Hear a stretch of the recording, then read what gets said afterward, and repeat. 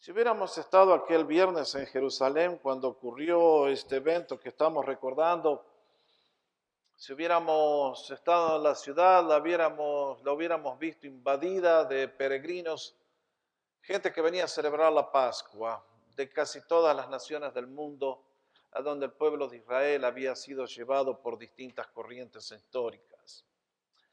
La ciudad de 200.000 saltaba a 2 millones de personas. Y había eventos públicos y se sabía que el ejército romano, cuando tenía que ejecutar a alguien, lo hacía a las 9 de la mañana y le llevaban a los desdichados a un lugar que era muy conocido, era la colina de la Calavera. Allí los que eran condenados morían. Roma no ejecutaba a los prisioneros como lo hacemos en el día de hoy detrás de las gruesas paredes de una cárcel. Más bien lo hacían bien en donde la mayor cantidad de gente lo pudiera ver, para de esa manera mandar el mensaje a todos los que se le ocurriera intentar hacer una revolución o una insurrección, cómo podían terminar si es que ellos eran atrapados.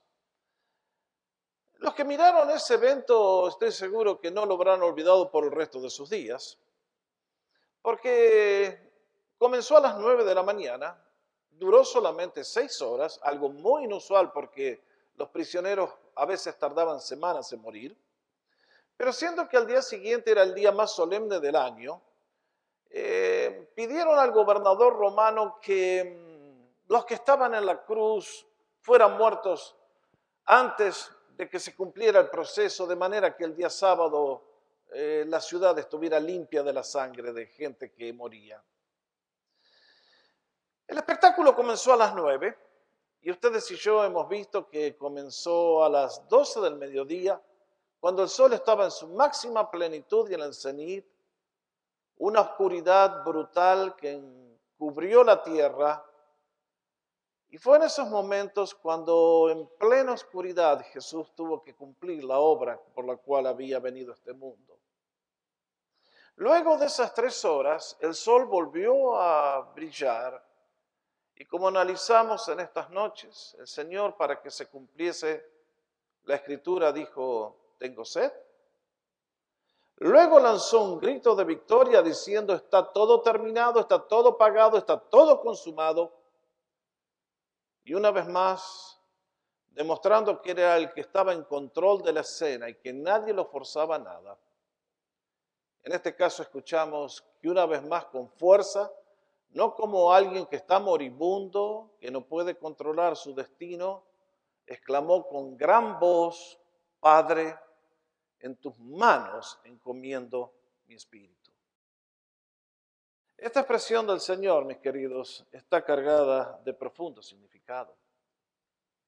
Uno la puede analizar una vez más desde varios puntos de vista y se queda asombrado de la cantidad de riqueza que contiene. Esta noche quiero señalar para ustedes 2 o 3 lecciones muy rápidamente. Cuando Jesús exclamó, Padre, en tus manos entrego mi espíritu, descubro que una vez más la relación entre el Padre y nuestro sustituto había sido restablecida. Cuando Jesús vino a este mundo, nos vino a revelar al Padre. Nos vino a revelar a Dios, a mostrarnos quién es Dios y cómo es Dios. Juan dice, a Dios nadie le vio jamás. Solamente el unigénito Hijo que está en el seno del Padre, Él le dio a conocer. Y la enseñanza más importante que nos trajo Jesús acerca de Dios es que aquellos que le conocemos verdaderamente, le tenemos que llamar a Él Padre. Este es un concepto que ninguna religión tiene fuera del cristianismo. Un musulmán jamás se atrevería a llamar al profeta Padre o Alá Padre. No. Esto solamente es una de las verdades que Jesucristo nos vino a enseñar. Es por eso que en la primera frase que brotó de sus labios, que encontramos cuando era un chico de 12 años, dirigiéndose a sus padres les dijo, ¿por qué me buscaban? ¿Acaso no sabían que me era necesario estar en la casa de mi padre?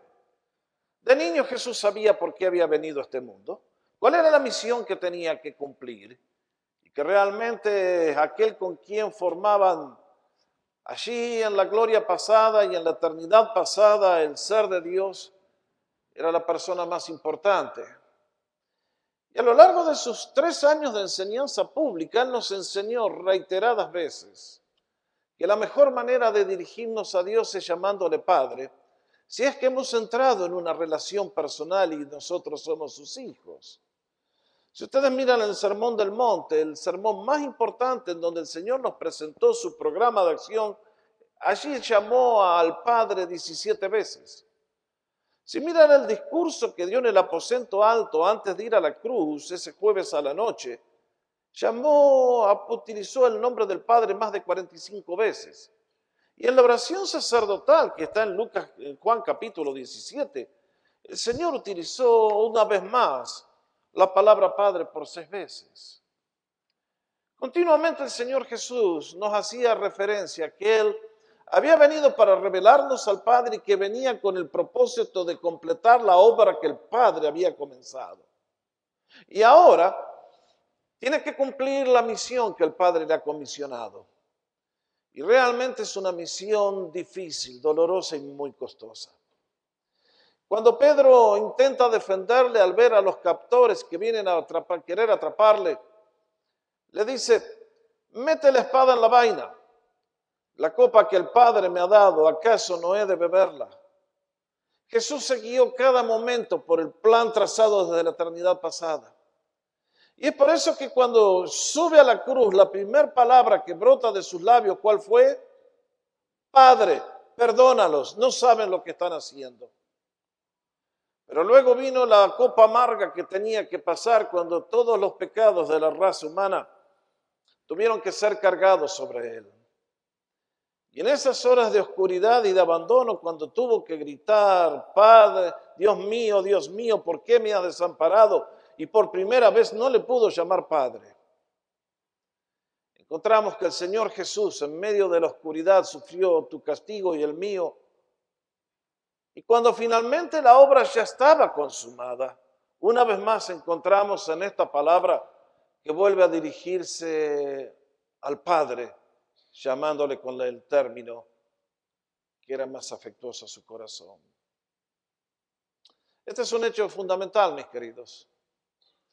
Por el hecho que Jesucristo fue abandonado, por el hecho de que nosotros a través de la fe, si recibimos su perdón, podemos entrar en una relación personal con Dios, ustedes y yo tenemos el privilegio de dirigirnos a Dios como nuestro Padre. Esto tiene implicaciones gigantescas.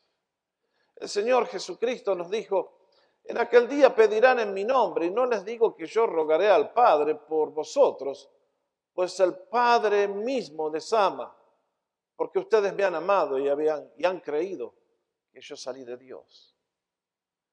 Usted se pone a pensar en la profundidad de estas palabras.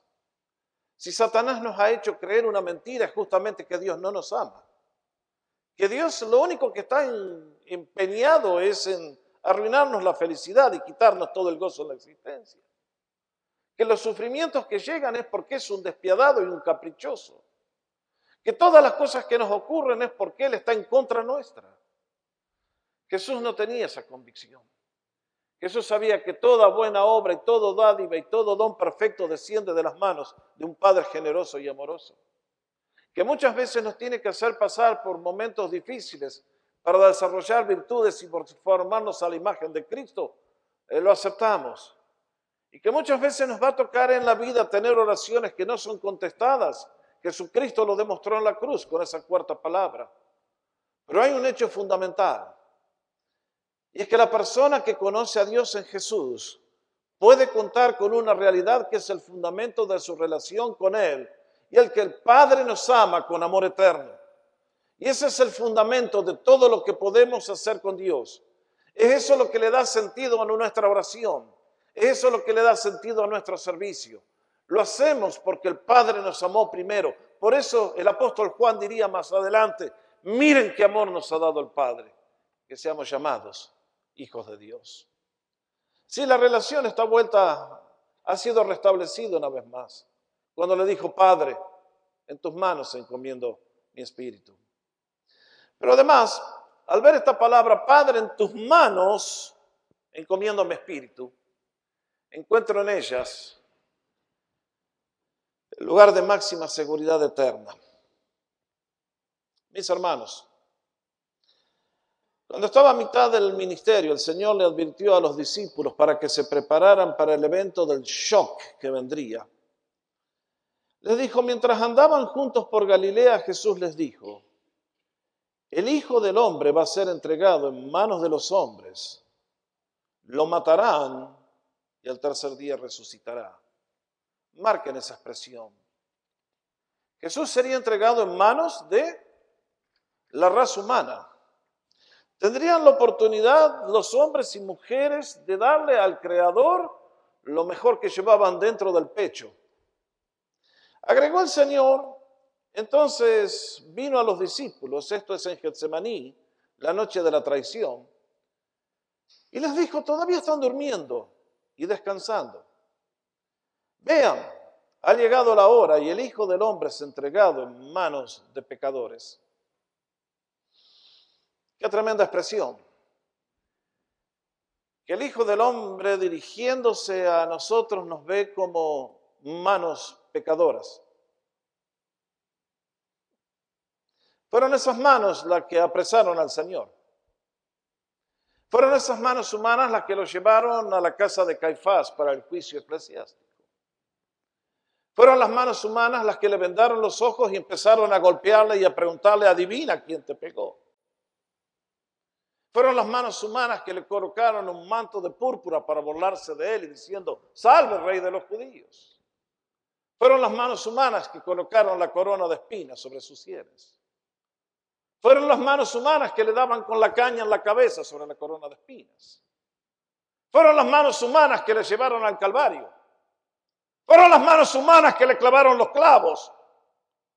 Fueron las manos humanas que le clavaron la lanza. Fueron las manos humanas que hicieron lo que hicieron con el Hijo de Dios.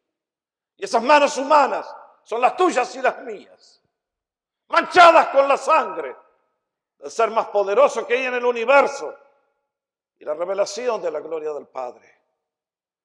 Y los seres humanos tuvimos a Jesús por 12 horas en nuestras manos y le hicimos lo que le hicimos. Pero ahora se acabó. Jesús ya no está más en manos humanas. Ningún ser humano volverá a colocarle las manos.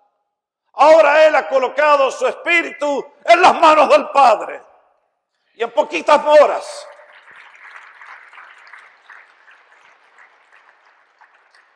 el Padre le va a resucitar de entre los muertos y lo va a levantar a la gloria de Dios. Y allí lo va a colocar sobre toda hueste que se nombra en este mundo, sea potestad, sea demonio, sea jerarquía, principado. Y con sus manos va a hacer que un día regrese y le diga, hijo, es hora de que establezcamos el reino en la tierra.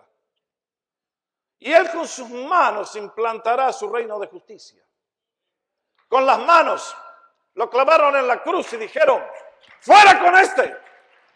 Pero era hora de sentarse en su trono y ha de decir, aléjense de mí, malditos, al fuego eterno preparado para Satanás y sus demonios. Oh sí, mis hermanos, qué cambio que ha habido. Los seres humanos tuvimos la gran oportunidad y vaya lo que demostraron.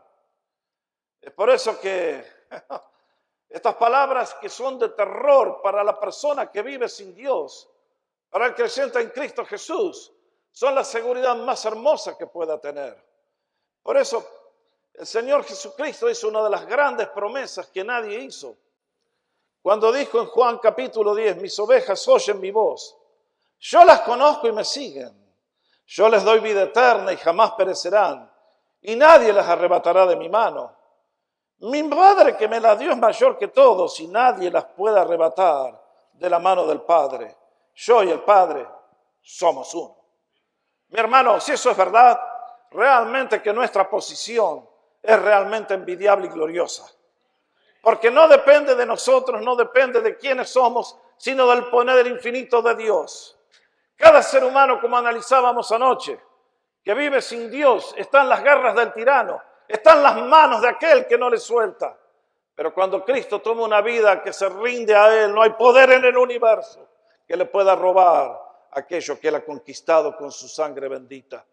Cuando el creyente se pone en las manos de Jesús, están las manos más seguras que puede haber en el universo. La pregunta es, ¿está tu vida en las manos de Jesús? ¿Te has rendido a Él? ¿Te has entregado a Él? ¿O entre quién es el que te sostiene? La tercera enseñanza que encuentro aquí es el poder de nuestro Señor.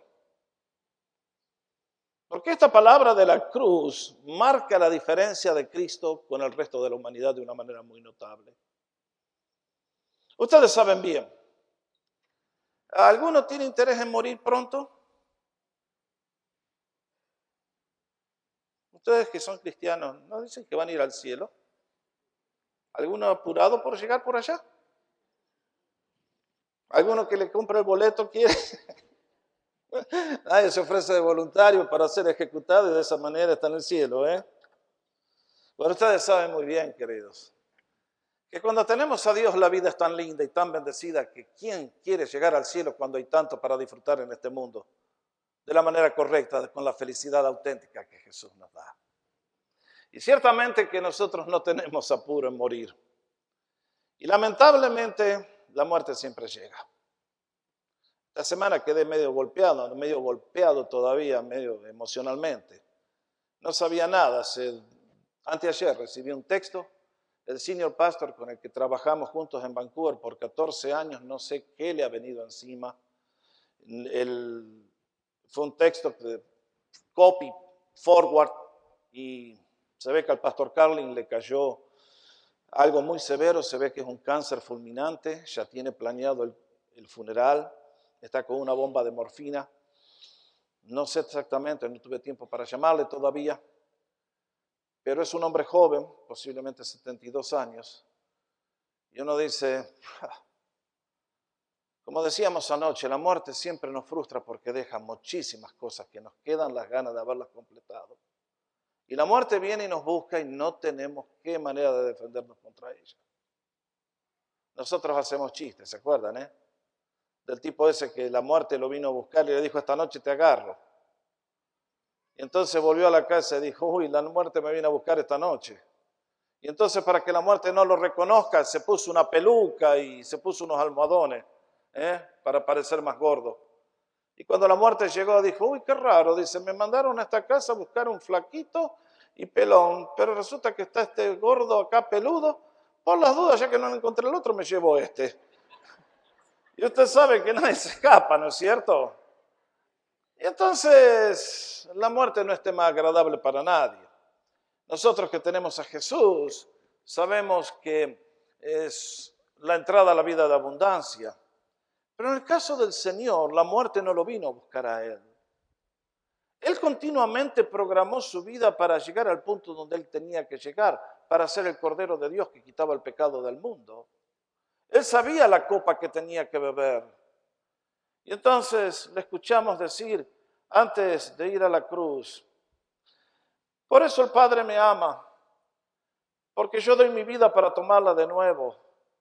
Nadie me la quita, sino que yo la doy de mi propia voluntad. Tengo autoridad para darla y tengo autoridad para tomarla de nuevo. Nadie puede hacer esa aseveración fuera de Jesús. Jesús vivió una vida notable. Su nacimiento fue sobrenatural, su vida fue sobrenatural, su muerte fue sobrenatural. Él cuando vio que la obra estaba concluida, que la obra estaba completa, que el pecado humano había sido tratado en su totalidad, que la justicia divina había sido satisfecha, Él se entregó a la muerte. Cada uno de los términos griegos que utilizan los evangelistas para describir tiene un significado especial. Esta noche no los voy a tratar, me tomaría mucho tiempo. Pero cada uno de ellos enfatiza de que Jesús, la muerte no le tomó a Él. Cuando Él dijo es el momento, en ese momento Él se entregó a la muerte. Y es por eso que le escuchamos decir, y Jesús clamando a gran voz dijo, Padre, en tus manos encomiendo mi espíritu. Y cuando dijo esto, entonces entregó el espíritu. Él se entregó para completar la próxima etapa. Cuando Jesús murió, hay cosas que a mí me alegran el corazón, me alientan. ¿Por qué? Porque Jesús supo que era la hora de morir. Y Jesús no tuvo temor de morir. Jesús murió en completo control de sus sentidos y las circunstancias que le rodeaban. Jesús murió sin enojo, con amargura. Jesús murió sabiendo a dónde iba, y era que iba de regreso a las manos del Padre. Y uno dice realmente notable, queridos. Esto es lo que muchos podemos decir, es lo que la gran mayoría no puede decir. Si yo preguntara a la mayoría de las personas salir a hacer una encuesta en este momento por las calles de Pasadena, ¿qué creen que me diría la gente si yo le preguntara si usted muere esta noche a dónde va? Nadie sabe. Es todo pura duda, pura nebulosa. Jesús sabía muy bien.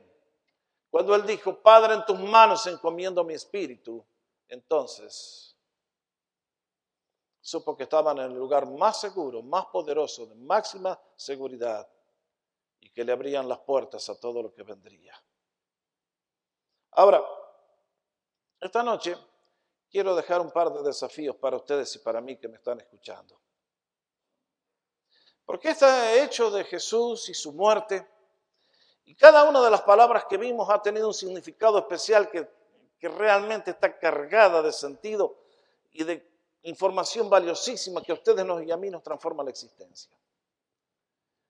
Pero esta noche el desafío que les quiero dejar es este. Porque Jesús venció a la muerte, el creyente en Cristo ha derrotado a su enemigo más formidable. Un día un ateo dijo, yo voy a creer realmente que Dios existe si alguien me demuestra que hubo alguien que derrotó la muerte. Tenía razón el hombre. Porque si nadie derrotó a la muerte, entonces, ¿de qué vale todo lo que podamos hablar?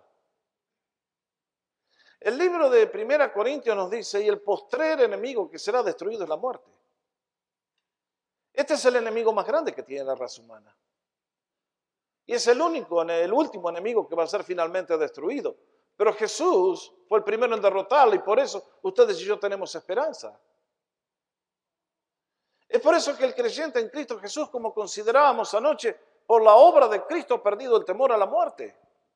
Porque Cristo le quitó las armas a Satanás y ustedes y yo ahora podemos vivir en confianza y seguridad sabiendo de que la muerte es apenas un traslado a la presencia del Rey. Hace un tiempo leí la historia de estas tantas tragedias que aquejan a la raza humana cuando un chiquito de 10 años fue tomado por la leucemia. Y las cosas no iban bien. Y finalmente los padres tuvieron que preparar a la criatura para el cambio que venía. Y un día el chico ya en sus últimas horas les pregunta, mamá, ¿cómo es morirse? Imagínense ustedes. Y lo mejor que le pudo decir fue, hijo, ¿te acuerdas cuando eras pequeño? Tantas veces tú venías a nuestra cama para estar con nosotros, te hacíamos un masaje, y tú te quedabas dormido, y a la mañana siguiente te despertabas en tu cama. ¿Qué había pasado en la noche? Que los brazos de papá te habían cargado y te llevaron a tu cama y al lugar donde te dormías. Y ahora te despertás a la mañana. Cuando mueras, será exactamente igual. Vas a cerrar los ojos aquí y los vas a abrir en la presencia del Señor. Y mis hermanos, ¿qué es lo que va a pasar cuando tú y yo lleguemos a ese punto en el cual Satanás nos hace creer que es un río frío y es un río solitario y es un horror? Bueno, yo encuentro en mi Biblia varias cosas. Que cuando el creyente muere, el cuerpo queda en la tierra, pero nuestro espíritu vuelve a Dios, que es el que nos lo dio el día que fuimos concebidos. Nuestra alma viene de Dios y nuestra alma regresa a Él. Segundo, que pasamos en forma personal a la presencia del Señor. El apóstol Pablo decía, ausentes del cuerpo, presentes al Señor instantáneamente, podríamos agregarle. ¡Qué belleza! Esto es lo que el mundo que no tiene fe no sabe. No sabe qué le espera, no sabe a dónde va. No tengan temor, compañeros. En el momento que llegue nuestra hora de encontrar al Señor, los ángeles vendrán y en un abrir y cerrar de ojos estaremos en la cámara del Rey de Reyes. Lo próximo que tengo que decir es que cuando el creyente en Cristo Jesús parte al paraíso. Ahora este es un término que la Biblia nos da apenas, pero apenitas una información. Pero el paraíso de Dios es algo que reemplaza al primer jardín, pero de una manera infinitamente superlativa.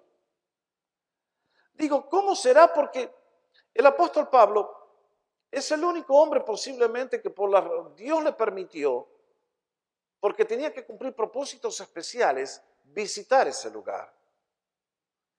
Y nos dice que vio cosas que son imposibles de describir para la mente humana, y que son las cosas que Dios tiene preparadas para aquellos que le aman. Al ladrón le dijo, hoy estarás conmigo en el paraíso. Aquel ladrón cerraba sus ojos a un mundo de dolor, a un mundo de vergüenza, a un mundo donde había fracasado completamente con su vida, pero la gracia del Señor le arrebató como un tizón del fuego y ahora le ofrecía ni más ni menos que el paraíso. Mis hermanos, ¿qué será ese paraíso? Yo siempre lo concibo como que será la consumación de todos nuestros anhelos, de nuestros sueños, pero de una manera que es imposible describirla. En este mundo donde el sufrimiento y las injusticias han imperado, donde el Señor tantas veces a aquellos hijos amados que le han servido ha permitido que un cáncer se lleve un hijo, un accidente se lleve una esposa, una cosa se lleve un esposo, de gente que estaban en el centro de su voluntad. Y uno dice, como en el caso de Job, Señor, le devolviste el doble, pero los hijos quedaron allá. ¿Por qué? Porque sospecho que lo que nos espera del otro lado ha de compensar, pero infinitamente, el sufrimiento que tuvimos que tener de este lado. Por eso Jesús decía, si sufrimos con Él, reinaremos con Él. La muerte no es problema para el cristiano.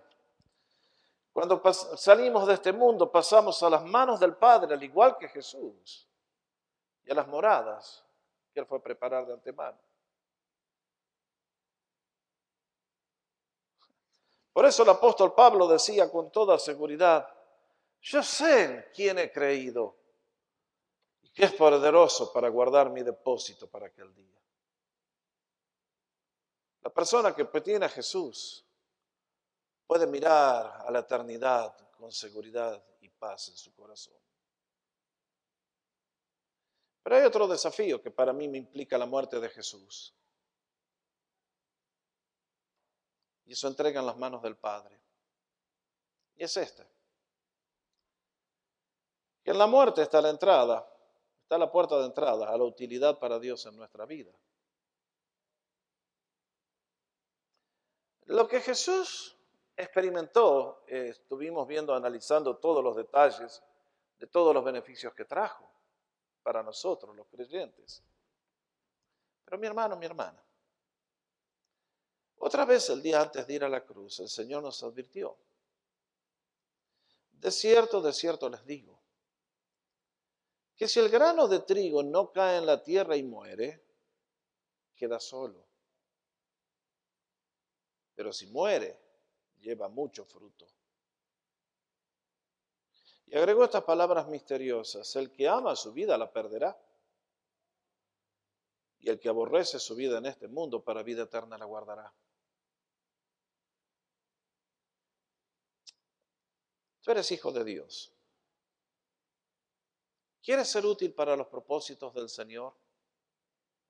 ¿Quieres ser útil de tal manera que con tus acciones un día cuando estemos en la presencia del Señor te recompense de una manera notable? Mi hermano, para llevar fruto espiritual hay que morir a esta vida. ¿Qué queremos decir? Tenemos que morir a tantas aspiraciones que son lógicas y legítimas para que Jesús sea Señor en todo lo que hagamos. Este es un tema vasto y largo. Hoy no lo puedo tratar. Pero hasta que una persona no le dice adiós a la vida de autosuficiencia, de autogratificación, de adorarse a sí mismo y de hacer de Dios su siervo, y Él es el amo, tal persona nunca va a tener el gozo de la bendición de Dios, viendo fruto espiritual. Solamente cuando morimos, humanamente hablando, a todo lo que tantas veces no es ni malo, sino que es nuestro derecho, pero lo rendimos por amor a Jesús, es que entonces empezamos a ver cosas notables en nuestra existencia. Los años que estuve en Texas, allí en el seminario donde estudié, donde enseñaba, había una escuela de idiomas, a donde muchísima gente de aquí de Norteamérica venían a aprender el español para luego ir a destinos que el Señor les había asignado en Latinoamérica. En ese lugar conocí gente muy brillante. Conocí abogados, médicos, de todo tipo de profesiones. Gente que en este país podrían haber hecho una fortuna con cada una de sus carreras. Pero un día entendieron que lo más importante que puede haber en esta vida es servir a Jesús. Y que por lo tanto ahora estaban dispuestos a sacrificar lo que era aquello que es suyo y lo ganaron en buena ley, que era correcto tenerlo, para decir, yo como médico voy a ir a servir allí en las selvas del Amazonas. Y yo como dentista voy a ir a servir a otro punto. Y yo como abogado voy a estar en Ecuador. Y mis hermanos, en el día de hoy temo que hay mucha gente que está queriendo aferrarse a su vida. La quieren salvar para este mundo. Pero hasta que no comprendas que el día que la pierdas por amor a Jesús, tu vida va a ser un fracaso. Es cuando nosotros finalmente, al igual que la actitud del Señor que le dijo, Padre, en tus manos encomiendo mi espíritu, encomiendo mi vida, el Señor entonces nos resucita. Y nos trae a ver cosas que de otra manera nunca vamos a conocer. Porque mientras estemos caminando con el Señor con dudas y con temores y diciendo, Señor, hasta aquí nomás, no te metas más acá, no me pidas más, hasta ahí llegase, no, cuidadito. Mis hermanos, a veces temo que muchas veces pecaditos chiquititos, ocultos, que nadie conoce, son los que privan a los creyentes de las mejores bendiciones de Dios. El doctor Meisher fue un predicador muy elocuente que vivió en Inglaterra ya por 1800 y pico. Y este hombre era muy elocuente, si ustedes leen cualquiera de sus libros van a notar la verborragia que tenía cuando hablaba. Y servía al Señor, pero notaba que el Señor le bendecía, pero no completamente. Y él sabía muy bien, hasta que un día sintió que el Señor lo arrinconaba y le hizo ver que le había entregado toda la casa. Pero había un cuarto en el cual el Señor no había podido entrar. Y dentro de ese cuarto había una caja fuerte, una caja de seguridad. Y dentro de esa caja había un cofre muy precioso. Y el Señor le dijo, me lo vas a entregar.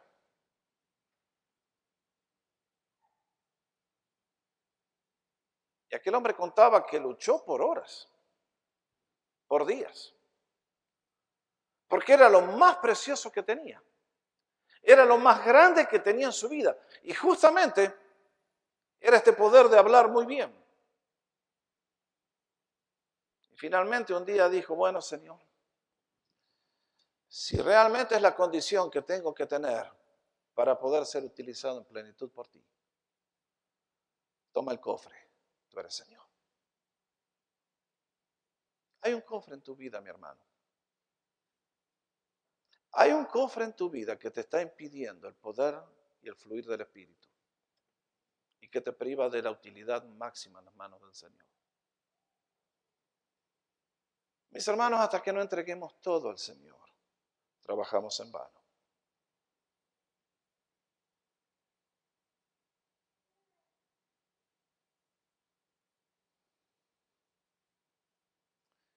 En este caso, el Señor dio todo por nosotros y espera todo de nosotros. Y cuando nos guardamos algo, a mí me llama la atención el drama que vimos esta noche. ¿Por qué se perdió Pilato? Porque la carrera política, la ambición. Si soltaba a Jesús, se le acababa la carrera. ¿Por qué lo traicionó Herodes? Relaciones ilícitas, pecaminosas, sexuales. Andaba con la hermana, con la señora del hermano. ¿Por qué lo traicionaron los líderes religiosos? Business, religión, big money. Puedo preguntarte, ¿qué te separa esta noche de la cruz de Cristo, de entregarle toda tu vida a Él, para recibir salvación, para recibir vida eterna, si es que estás fuera del reino, o para ser un cristiano completamente consagrado a Él, siendo útil para todos sus propósitos? La muerte de Jesús, el ejemplo de Jesús, nos coloca a ustedes y a mí en una disyuntiva, en una decisión tremenda. Pero que cuando finalmente la hacemos, nos abre las puertas a un mundo completamente desconocido para la gran mayoría de personas. Es por eso que concluyo con las palabras del apóstol Pablo.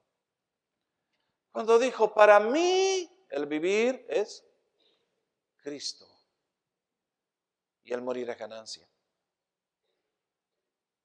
Mis hermanos, cuando una persona dice, para mí el vivir es el Barcelona o las Águilas, para mí el vivir es la música, para mí el vivir es mi carrera, para mí el vivir es placer, lo que sea, el morir nunca será ganancia. Siempre será una pérdida cósmica. Pero cuando decimos, para mí el vivir es Cristo, que venga la muerte nomás, que venga tranquila, la esperamos confiadamente, porque Cristo la conquistó por mí, y yo estoy completo en Él y tengo todo en Él. Por eso en esta noche podemos decir, bendito sea el nombre del Señor. Porque si pertenecemos a Jesús, entonces todo lo que Él hizo por amor a mí es mío, y yo soy de Él. Y todos los beneficios que Él conquistó me pertenecen a mí, están en mi cuenta. Vamos a ponernos de pie para orar.